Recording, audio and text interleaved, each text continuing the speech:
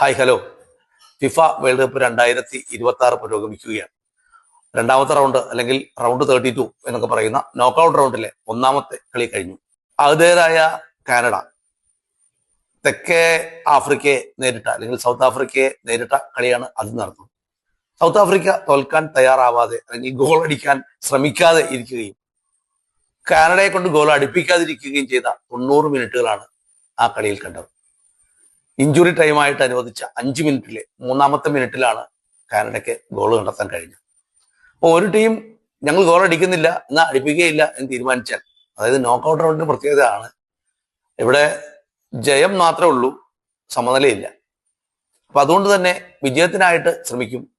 വിജയത്തിനായിട്ട് എല്ലാ ടീമും ഇങ്ങനെ ഗോൾ അടിപ്പിക്കാതെ ഞങ്ങളുടെ വല സൂക്ഷിക്കും എന്ന് തീരുമാനിച്ചാൽ ഇതായിരിക്കും ഗതി. ഏതായാലും ഇന്ന് അങ്ങനെയല്ല. ഇന്ന് രണ്ടാമത്തെ കളിയാണ്. പാരമ്പര്യത്തിന്റെ ഉത്തുംഗ ശൃംഗത്തിൽ നിൽക്കുന്ന ബ്രസീൽ, പേര് കേട്ട തന്നെ ആ ബ്രസീല് ഏഷ്യൻ ശക്തികളായ ജപ്പാനെ നേരിടുക. ജപ്പാൻ ചില്ലറക്കാരല്ല. ബ്രസീലിനെ പറ്റി പറയാതെ തന്നെ അറിയാം. എത്രയോ പ്രഗത്ഭരായ പ്രശസ്തരായ കളിക്കാര് അല്ലെ, കാൽപന്ത് അടക്കിവാണ, കാൽപന്തിന്റെ ലോകം അടക്കിവാണ പല ഇതിഹാസ താരങ്ങളുടെയും ജന്മനാടായ ബ്രസീൽ. ബ്രസീലിന് ഇത്തവണ വന്നിട്ടുള്ളതും മോശക്കാരുടെ ഒരു ടീമല്ല. 26 അംഗങ്ങളുണ്ട്.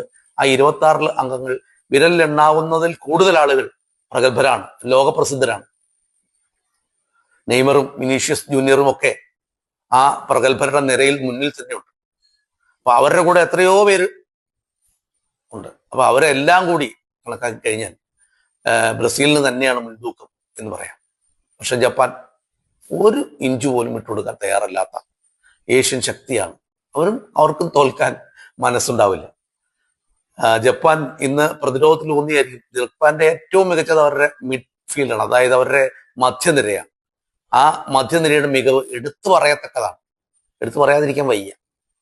നന്നായി കളിക്കുന്ന, അതായത് കുറിയ പാസും വേഗതയേറിയ ചലനവും കൊണ്ട് ബ്രസീലിനെ വട്ടം കറക്കാൻ ജപ്പാൻ തീർച്ചയായിട്ടും കഴിയും എന്ന് ഞാൻ പ്രതീക്ഷിക്കുന്നു. എങ്കിലും 2-1 ആയിരിക്കും. 2 ഗോള് ബ്രസീൽ അടിക്കുകയും 1 ഗോൾ ജപ്പാൻ തിരിച്ചടിക്കുകയും ചെയ്യുന്ന 2-1 എന്നതായിരിക്കും ഇന്നത്തെ കളിനില എന്ന് ഞാൻ കണക്കൂട്ടുന്നു. നന്ദി, നമസ്കാരം.